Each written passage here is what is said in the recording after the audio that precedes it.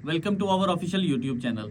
आज हम बात करेंगे ऑस्ट्रेलिया के 476 वीज़ा के बारे में कि ये कौन सा वीज़ा है, इसके ऊपर कौन कौन से जो हैं वो डॉक्यूमेंट्स आपको रिक्वायर्ड होते हैं और इस वीज़ा के थ्रू आप ऑस्ट्रेलिया में क्या काम कर सकते हैं और कौन कौन लोग इसके लिए एलिजिबल हैं।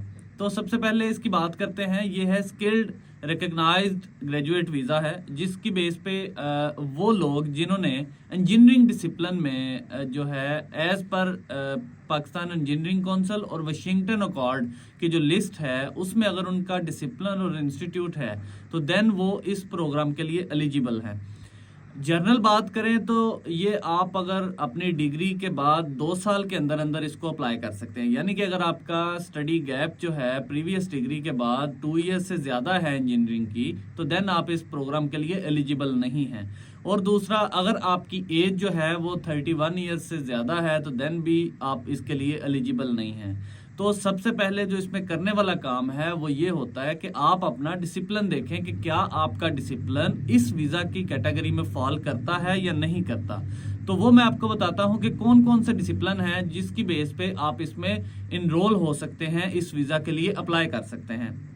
तो सबसे पहले इसमें केमिकल इंजीनियर्स, इन्वायरमेंटल इंजीनियर्स, आपका इलेक्ट्रिकल इलेक्ट्रॉनिक्स इंजीनियर्स और मटेरियल और माइनिंग जो है इंजीनियर्स इसमें आते हैं। इसके साथ साथ अगर हम बात करें तो इसमें structural engineers, civil engineers, production plant engineers, ये जो सारी डिसिप्लिन्स हैं इसमें अगर आपने बैचलर्स, मास्टर्स, डॉक्टरल और पोस्ट ग्रेजुएट डिप्लोमा आपने किया हुआ है तो देन आप इस जो वीज़ा रूट है इसमें आप अपना एप्लीकेशन पुट कर सकते हैं। अगर हम इसकी फीस की बात करें तो इसकी एप्लीकेशन फीस जो है वो $425 ऑस्ट्रेलियन डॉलर है जो आपने पे करनी है। इसके साथ साथ अगर आप हेल्थ एग्जामिनेशन के लिए जाते हैं तो देन उसकी फीस जो है वो एक्स्ट्रा से पे करनी पड़ती है। वो एज पर कंट्री रिक्वायरमेंट्स होता है कि वहाँ पे कब आपके लिए वो हेल्थ जो है वो इंश्योरेंस जो है वो आपको लेनी पड़ती है, या आपको हेल्थ के लिए किसी रिकग्नाइज सेंटर में जाके अपने मेडिकली कुछ टेस्ट जो हैं वो परफॉर्म करवाने पड़ते हैं। तो ये हो गया। दूसरा, ये वीज़ा कितनी देर के लिए मिलता है? ये वीज़ा 18 मंथ्स के लिए वैलिड होता है from the date of grant, यानी जब आपको वीज़ा मिल गया उसके बाद 18 महीने हैं आपके पास वहाँ पे अपने आप को जॉब ढूंढने में, जॉब करने में, स्टडी करने में और उसके बाद फर्दर किसी परमानेंट वीज़ा पे शिफ्ट होने में आपके पास ये टाइम है। अगर आपके पास ये टाइम गुजर जाता है तो उसमें आप दोबारा 476 अप्लाई नहीं कर सकते। एक चीज़ ये भी आपने जहन में रखनी है।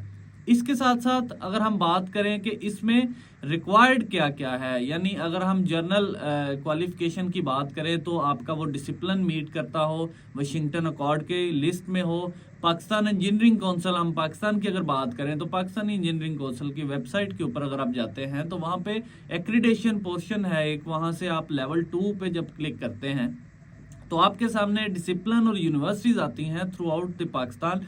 आप उसमें से अपना डिसिप्लिन, अपना इंस्टीट्यूट चूज करते हैं और वो सारे जो डिसिप्लिन और इंस्टीट्यूट हैं वो वाशिंगटन अकॉर्ड के रिकग्नाइज्ड हैं और अप्रूव्ड है, एक्रीडेटेड हैं। आपका जो डिग्री है अगर उनमें फॉल करती है तो देन आप 476 के लिए एलिजिबल है। सिंपल सा ये फार्मूला है।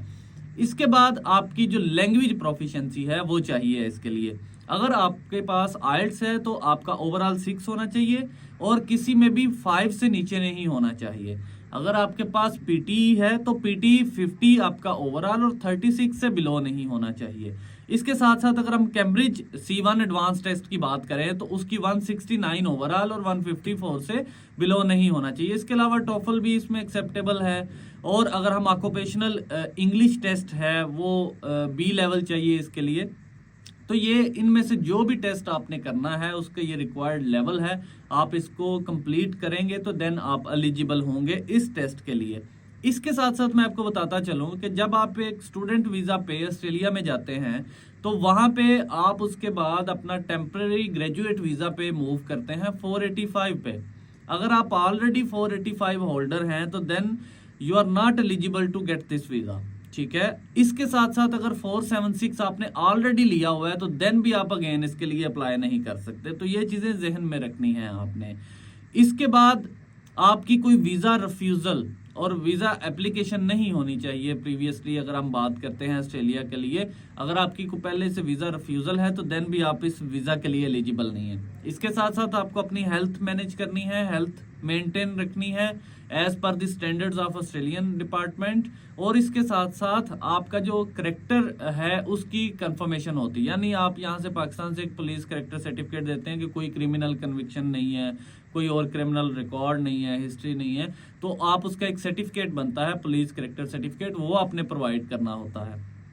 इसके बाद अगर हम बात करते हैं कि ये वीज़ा जो है ये नेक्स्ट इसके बाद क्या करेंगे हम लोग, 18 मंथ से गुजार लिए तो उसके बाद क्या होगा, क्या हम इसको कन्वर्ट कर सकते हैं पीआर पे, तो देन यस आप इसको मूव कर सकते हैं इसके बाद पीआर के लिए, लेकिन उसके लिए आपको किसी ना किसी परमानेंट वीज़ा रूट पे जाना पड़ता है। अब परमानेंट वीज़ा रूट में आपके बहुत सारी वहाँ पे स्कीम्स होती हैं, नॉमिनेशन वीज़ाज होते हैं। फॉर एग्जांपल अगर हम स्किल्ड नॉमिनेशन वीज़ा की बात करते हैं तो आपको ऑस्ट्रेलियन स्टेट या किसी भी टेरिटरी से नॉमिनेशन लेनी है तो देन आप उसके लिए मूव कर सकते हैं।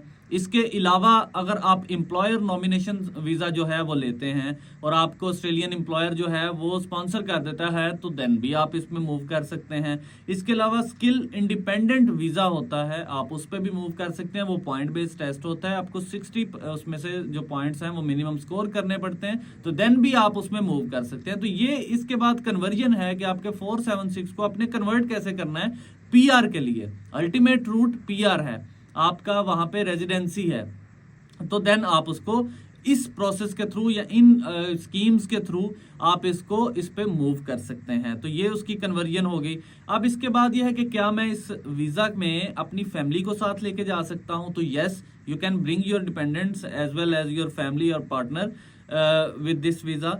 इसके बाद अगर हम बात करें कि आप एक दफ़ा वीज़ा मिल जाता है तो हमारे पास एंट्रीज कितनी है, यानी हम एक दफ़ा वहां पे रह लें और फिर उसके बाद हम पाकिस्तान वापस आ सकते हैं कि नहीं, यस आप अपनी मर्जी से जब मर्जी वापस आए, मल्टीपल एंट्रीज हैं। लेकिन एक चीज़ का ख्याल रखना है कि आपका 18 मंथ्स का जो स्टे है, अगर आप पाकिस्तान 2-3 महीने गुजार जाते हैं तो आप ये ना समझिएगा कि मेरे 18 मंथ्स ऑस्ट्रेलिया वाले काउंट होने हैं, ऐसा नहीं है। ये आपका पीरियड भी आप उसमें काउंट हो जाना है। Simple from the date of your grant आपका जो है वो टाइम पीरियड स्टार्ट हो जाता है और आपने उस टाइम के बाद 18 मंथ्स तक आपका जो वीज़ा है वो वैलिड रहना है। अगर हम इस प्रोसेस की बात करें तो प्रोसेस इसमें जो है वो थोड़ा लॉन्ग टर्म है। ये ऐसा नहीं है कि महीने 2 महीने में वीज़ा आ जाएगा, ऐसा बिल्कुल भी नहीं है। ये एक मिनिमम जो है वो 90% अगर हम इसका प्रोसेसिंग टाइम देखें तो ये 17 मंथ्स मिनिमम लेता है इसको अप्रूवल में। सम एक्सटेंड 6 मंथ, बड़ा रेयर कोई सिंगल केस ही देखा होगा कि जिसका 6 मंथ में डिसाइड हो गया हो। अदरवाइज ये it's take up to 1 year, 12 months, 14 months, 17 months और इवन मोर देन 24 मंथ्स। तो ये इतना टाइम फ्रेम है। तो क्वेश्चन ये है कि अगर हम इसके लिए अप्लाई कर दें तो उसके बाद करें क्या।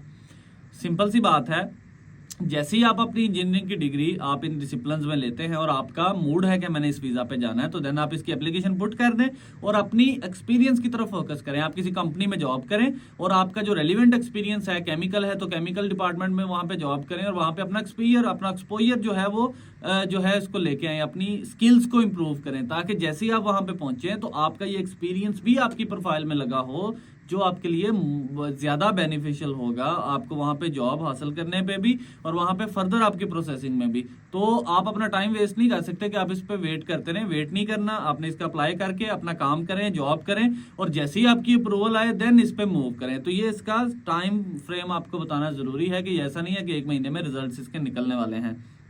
फर्दर ये आपको सारी चीज़ें जो है वो बता दी हैं।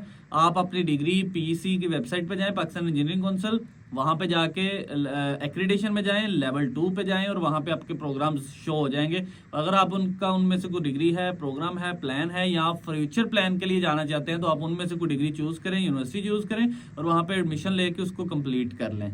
तो ये अगर आप उसमें कंप्लीट कर लेंगे तो देन वो वाशिंगटन अकॉर्ड में भी रजिस्टर्ड है वो आपके प्रोग्राम्स और आप इस 476 के लिए एलिजिबल होंगे। तो ये था ओवरऑल सिनेरियो 476 के हवाले से। Thank you so much.